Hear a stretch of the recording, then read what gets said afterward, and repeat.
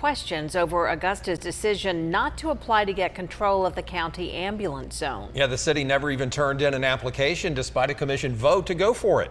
News Channel 6's George Escala has the story. I believe the proper. Some Augusta commissioners are not happy about this no action by the city. Well, number one, is totally unacceptable. The administrator's job is to implement the directives of the mayor and the commission. Friday, the deadline passed without the city making an application to the state to try and gain control of the county ambulance zone. The interim city administrator saying Augusta did not have an ambulance company under contract, so it could not apply. Because Augusta did not have the data from a contracted service delivery provider, the information could not be entered, and therefore Augusta did not submit an application. But on January 25th, commissioners voted 10-0 to pursue the zone, and some believe that was direction to staff to apply to the state. What we have is a attorney, a administrator, and a fire chief that was directed to do something. They failed to do it.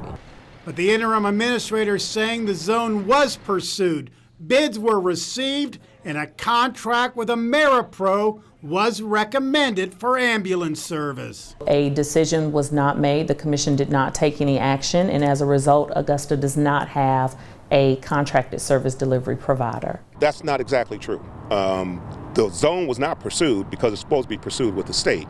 And secondly, we already had a contract and do have a contract provider, which is Gold Cross. The fact that they have a month-to-month contract is irrelevant.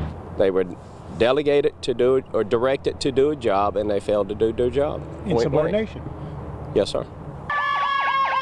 Gold Cross did apply for the zone, raising the possibility the company could be back before commissioners in coming weeks for new contract talks.